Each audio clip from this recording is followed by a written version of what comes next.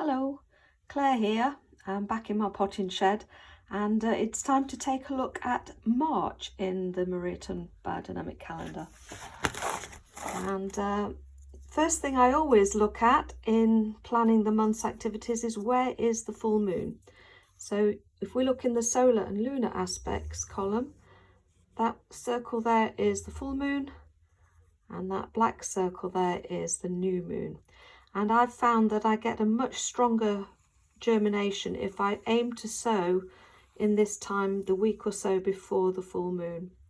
So looking here, we've got some root days, and they would be good times to think about sowing the root crops like radish and carrots and onions and parsnips.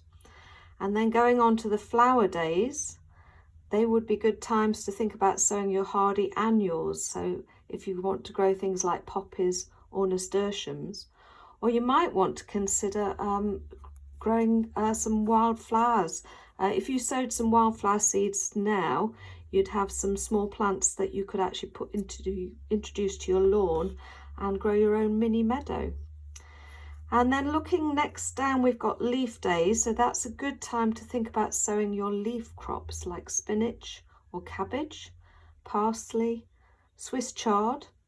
And then next we have these fruit days. So your fruit crops that you could consider sowing are things like peas, tomatoes, broad beans, chilies and aubergines. And when you are thinking about sowing, it's important to consider what the seeds need.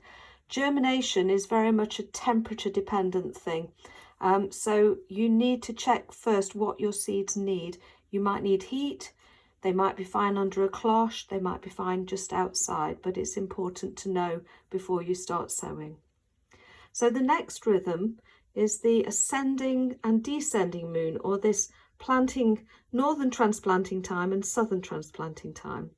So the green band here at the beginning of March and then towards the end of March, that's called in the calendar northern transplanting time. And I see that as a good time for planting and thinking about working with the soil.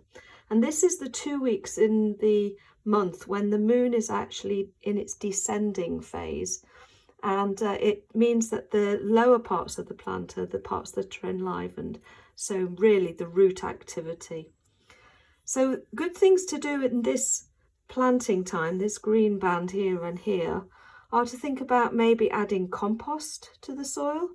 It's a good time to think about lifting and dividing flowering perennials. You could think about planting lilies and other summer flowering bulbs. Or in your veg gardens, you could be thinking about planting shallots or onion sets. And this is also a good time to think about digging in your green manures. If you chop them first and then dig them into the soil, and you need to leave a few weeks before you start sowing into that ground because the soil needs time to assimilate the green manures. And it's also, this planting time is particularly this bit here is actually the last opportunity you've got to think about pruning your fruit trees.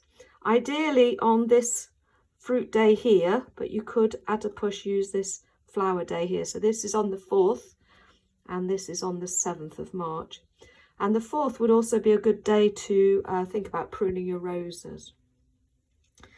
So the ascending moon is this purple band here, and that's kind of the opposite influence on the plant. So it's the upper parts of the plant are what are enlivened through the sap. So it's just a different rhythm that you can work with, and if you plan your activities in the garden, you'll start to see the benefits. So the next rhythm to think about is the perigee and apogee rhythm. So again, looking at this solar and lunar aspects column, there's PG for perigee and AG for apogee. And this is another of the rhythms of the moon. When the orbit of the moon is actually at perigee, it's actually at its closest to the earth, and it's always a blank day in Maria-Ton's calendar. There are no helpful forces around, and sometimes you can actually introduce some chaotic forces in. So it's best to find other jobs to do and not work with any sensitive part of the garden, be that plants, seeds or soil. And you'll see there are also a few more blank days around, so there must be some other planetary aspects that are not helpful. If we look at apogee here, you can see it actually happens to fall on a root afternoon.